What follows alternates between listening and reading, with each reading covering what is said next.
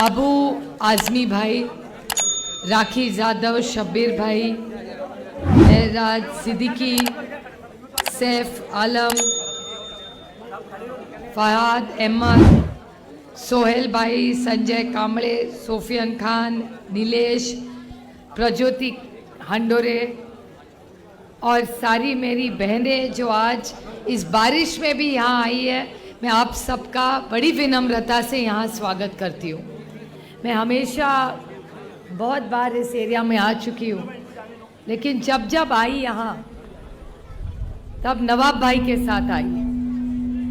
और जब मैं यहाँ बैठ के सोच रही थी, मैं अबू आज़मी भाई को बोल रही थी कि जब उन्होंने मुझे पूछा आप कितनी बार यहाँ आई है, मतलब 1 महीने में मैं तीसरी बार यहाँ आई हूँ। एक बार नीलेश ने मुझे एक प्रोग्राम में बुलाया था, तब आई थी। उसके बाद गणपति उत्सव में आरती लेने यहाँ के मंडलों को मिलने आई थी, और उसके बाद आज मैं आ रही हूँ। उसके पहले आ चुकी हूँ, मतलब आज जब नवाब भाई और हम साथ में थे तब ज़रूर अणुशक्ति नगर में आई हूँ। और फयाद, आपके भाषण में कह रहे थे कि आप जेल जाने के लिए तैयार हैं, लेकिन आप हमेशा सच ही बोलेंगे। और तब सिर्फ एक ही आदमी की शक्ल मेरे सामने आई, वो थी, बताओ किसकी? 3 शक्लें, एक संजय राउत जी की, दूसरी अनिल देशमुख जी की, और तीसरी नवाब भाई की। और मैं सोच रही थी यहाँ बैठे बैठे कि उन सारी फैमिलियों की पीड़ा मैंने देखी है। जब अनिल देशमुख जी जेल गए, जब संजय राउत जी जेल गए, जब नवाब भाई जेल गए, हर वक्त तीनों और उनकी फैमिलियाँ चिल्ला चिल्ला के कह रही थी कि हमारी कोई गलती नहीं है, कोई गलती हमारी नहीं है। लेकिन वो सरकार के खिलाफ बोल रहे थे तो तीनों को जेल में डाला गया। और हुकूमत किसकी थी ये हम नहीं भूले, वो भूल गए होंगे, लेकिन मैं नहीं भूली, क्योंकि मैंने देखे, मैंने आंसू देखे उस माँ के, उस बीवी के, उस बच्चों के। जब नवाब भाई को अंदर जेल में डाला था, जब संजय राउत जी को डाला था, मुझे अभी भी याद है, संजय राउत जी की माँ कह रही थी कि बेटा लड़ ले, कभी झुकना नहीं, मैं तुम्हारी माँ हूँ, तू जेल में रहना लेकिन झुक के वापस ना आना, ये माँ ने तुमको आशीर्वाद दिया है, लड़ना सीखो, झुकना तुम्हारे माँ ने नहीं सिखाया। और संजय राउत जी जेल में रह के आए। उसी तरह अनिल देशमुख जी जेल गए। क्या गलती थी अनिल देशमुख जी की? 100 करोड़ रुपया का आरोप उन पे हुआ था, और एफआईआर देखा है? एफआईआर में 1 करोड़ लिखा है। आरोप हुआ था 100 करोड़ का, एफआईआर हुआ 1 करोड़ का, और 100 करोड़ का आरोप कुछ और ही था, और 1 करोड़ का केस कुछ और निकला। पूरा झूठ का झूठ। 7 महीने वो आदमी जेल में था। उसके छोटे छोटे पोती और पोती स्कूल में जाते थे, बच्चे उनको चिढ़ाते थे कि तुम्हारे दादाजी कहाँ हैं, तुम्हारे दादाजी तो जेल में। कभी सोचा है आपने उनके बच्चों पे क्या गुजरी होगी, उनकी बीवी पे क्या गुजरी होगी, उनके बहू बेटियों पे क्या गुजरी होगी? कभी सोचा है किसने? और किसके लिए? इनकी गंदी राजनीति के लिए। अरे इस राज्य में अगर ड्रग्स के बारे में किसी ने बोला होगा तो नवाब भाई ने बोला। और क्या इन्होंने दिया नवाब भाई को? नया नवाब भाई को जेल में डाल दिया। और क्या थी नवाब भाई की गलती? मुझे कभी भी आश्चर्य लगता है जब मैं नवाब भाई को देखती हूँ भारतीय जनता पार्टी के लोगों के साथ, मुझे बहुत दुख होता है कि अरे जिस भारतीय जनता पार्टी ने आपके फैमिली को इतना दुख दिया, क्या कर रहे हैं आप उनके साथ? बताइए आप। हमने तो नवाब भाई को कभी जेल नहीं डाला।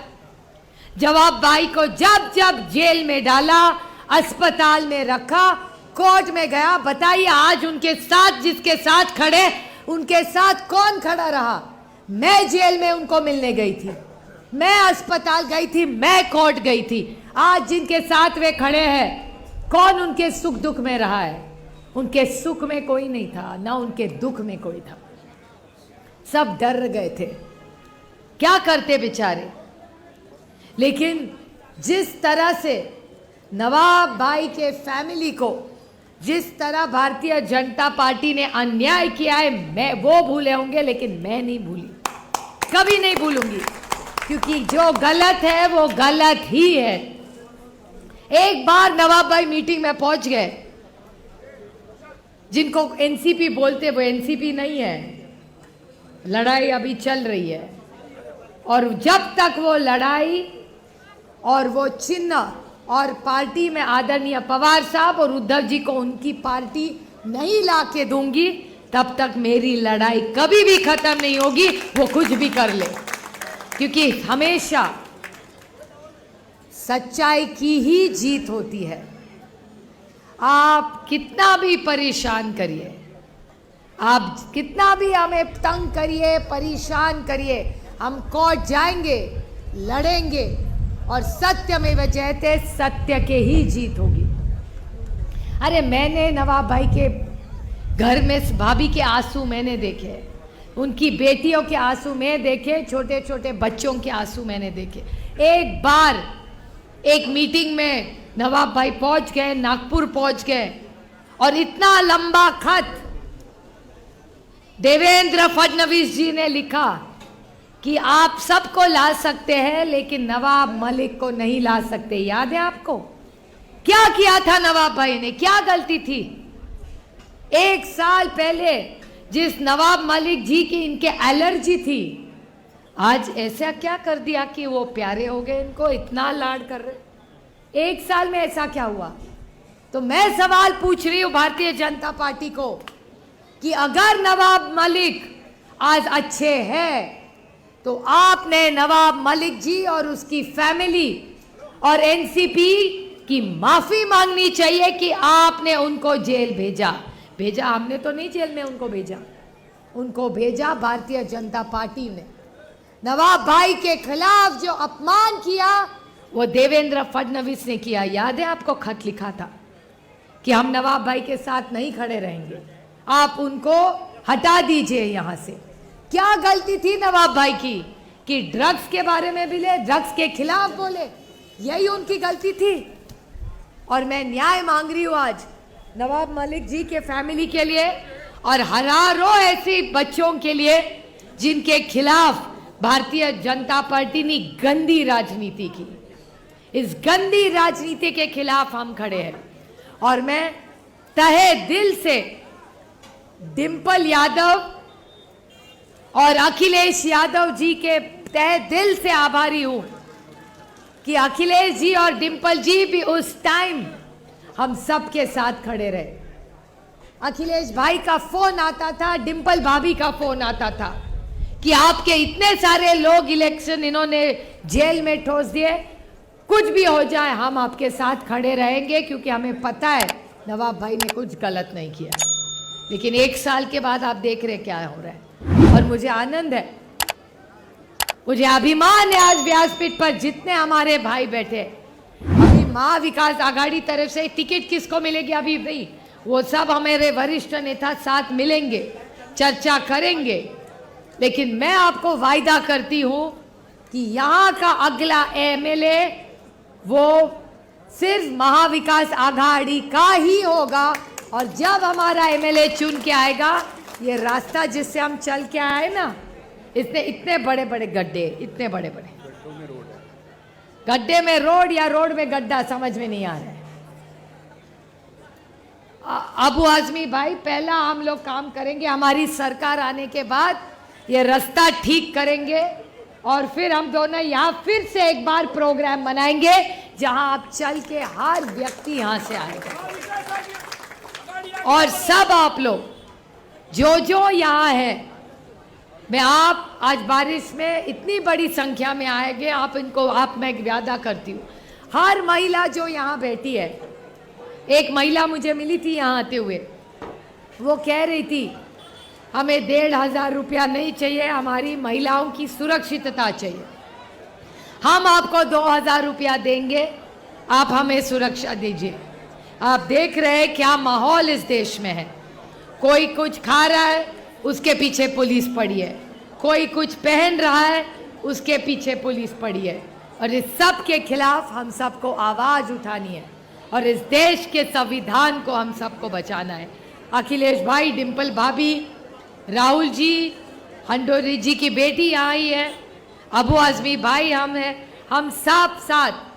आज फहद भाई ने हम सबको जिस प्यार से यहाँ आमंत्रित किया है चीता कैंप में, मैं हम सब की तरफ से आपको वायदा करती हूँ कि इस भाग का विकास हम सब मिलके करेंगे और कोई कॉन्ट्रैक्टर नहीं करेगा। यहाँ ना 5, ना 10, ना 20% की गड़बड़ नहीं होगी।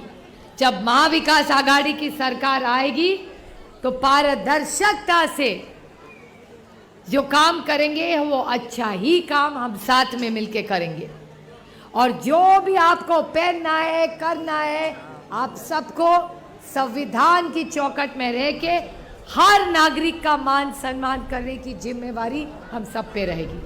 आज फहद भाई आपने, नीलेश भाई ने, हमारे कामड़े जी ने, सोहेल भाई ने, आप सब ने जिस प्यार से हमको यहाँ बुलाया, जो पद यात्रा हम सब ने की, हम सब साथ में रहेंगे। और अगली बार जब मैं यहाँ आऊँगी तो ज़रूर मैं और अबू आज़मी भाई वोट मांगने के लिए आएंगे, सिर्फ नहीं, लेकिन आपका आशीर्वाद लेके इस राज्य में आज जो गलत काम हो रहे, जो भ्रष्टाचारी सरकार है, उसके खिलाफ हम सबको लड़ना पड़ेगा। तो ये बहुत बड़ी जिम्मेदारी आप सब पे मैं छोड़ के जा रही हूँ।